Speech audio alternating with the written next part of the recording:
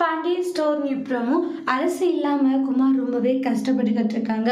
என்னதான் வந்து அரசியை துரத்தி அடித்தாலுமே அரசிக்கு முதல் டார்ச்சர் பண்ணிட்டு இது மாதிரி எல்லாம் இருப்பாங்க. ஆனால் சக்திகள் டே இப்போ தாண்டா வீட்டை விட்ட போயிட்டா நீ சந்தோஷமா நிம்மதியாக இருடா அப்படின்ற மாதிரி சொல்கிறாங்க. அம்மாச்சி சாப்பிடாதே இருப்பாங்க.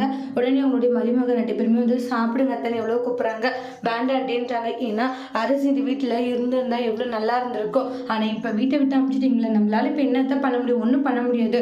அவங்களுடைய அப்பா தான் வந்து கூட்டிகிட்டு போயிட்டாங்களா, அப்படி இருக்கும்போது நம்ம என்ன பேசி எப்படி நம்ம இந்த வீட்டை கூட்டிகிட்டு வரதுன்றாங்க. போங்கடி, யாருமே என்னுடைய ஆசையை நிறைவேற்ற மாட்டேங்கிறீங்க, எனக்கு ரொம்ப கஷ்டமா இருக்குன்றாங்க. அத்தை, சின்ன பிள்ளை மாதிரி இப்படி ஃபீல் பண்ணாதீங்க அத்தை, இதெல்லாம் ஒரு விஷயமா சொல்லுங்க, எல்லாம் பார்த்துக்கலான்னு சமாதானப்படுத்துறாங்க.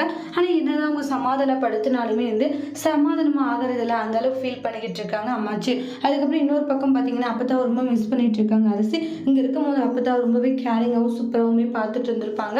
அந்த விஷயங்கள்லாம் நினச்சி ஃபீல் பண்ணுறாங்க. இங்கே பாருமா அரசி, நான் கூட இன்னொரு நிமிஷம் ரொம்ப தப்பாக நினச்சிட்டேன், ஆனால் இன்னைக்கு தான் நீ எந்த ஒரு தப்பு பண்ணலன்றது புரிஞ்சுது எனக்கு அப்படின்ட்டு கோமதி எல்லாம் ரொம்ப ஃபீல் பண்ணுறாங்க. அம்மா, உன் பொண்ணு தப்பு பண்ணியிருப்ப நீ நினச்சிடலம்மா. சரி அப்படி இல்லடி, எல்லாரும் சொல்லும் போது சரி நீயும் வந்து இவன் தான் தாலி கட்டினா அப்படின்னு சொல்லும் போது அதை நம்பிட்டேன் ஒரு செகண்ட்ன்றாங்க. நான் உன் பொண்ணுமா, எல்லாருமே நீங்கள் அசிங்கப்படுறதுனா அப்படி பண்ணன்றாங்க.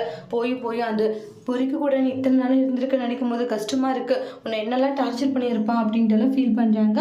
அடுத்து என்ன நடக்க போதுன்ட்டு வெயிட் பண்ணி பார்க்கலாம். தேங்க்யூ.